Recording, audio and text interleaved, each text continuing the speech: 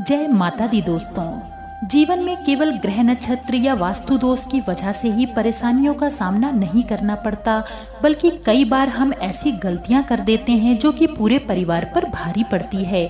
अक्सर आपने घर के बुजुर्गों को यह कहते सुना होगा कि खाना ऐसे सर्व मत करो, थाली ऐसे मत रखो, पहले पीने का पानी दो, खाते समय बोलो ना। और हम हैं कि हर बार उनकी बातों को अनदेखा भी कर देते हैं। लेकिन कई बार यह गलतियां बेहद भारी भी पड़ जाती हैं। इनकी वजह से घर में कलेश या कलह भी उत्पन्न हो सकता है, जिससे कि पूरे परिवार को परेशानियों का सामना करना पड़ सकता है।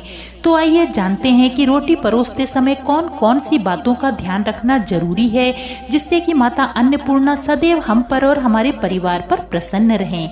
प्राचीन काल से ही ऐसी मान्यता है कि पहली रोटी गाय की और आखिरी रोटी कुत्ते को खिलाना शुभ माना गया है। इससे घर परिवार में बरकत बढ़ती है।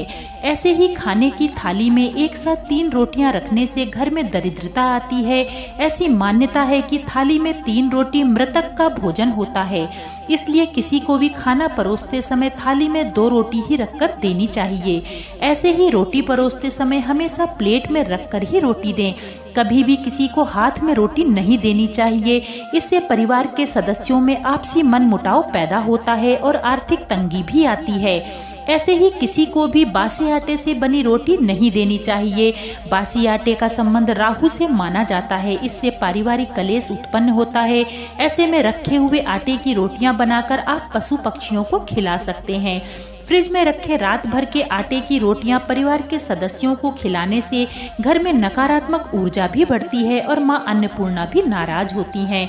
रोटी के कुछ ऐसे उपाय हैं जिससे आप मां अन्नपूर्णा को प्रसन्न कर सकते हैं। जैसे रोटी और चीनी को मिलाकर छोटे छोटे टुकड़े करके चींटियों को खाने के लिए उनके बिल के आसपास डाल दें। इस उपाय से आपकी आर्थिक परेशानियां धीरे धीरे दूर होने लगेंगी।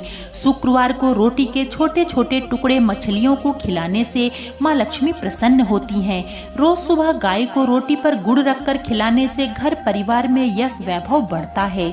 घर में मेहमानों के आने पर प्रसन्न चित्त हो उन्हें ताजा भोजन कराने से मां अन्नपूर्णा प्रसन्न होती हैं और उनकी कृपा से अन्न व धन की कोई कमी नहीं होती है। फिर मिलेंगे। चैनल को सब्सक्राइब जरूर कर लें, जिससे ऐसे ही जानकारी आप तक पहुंच सके। धन्यवाद।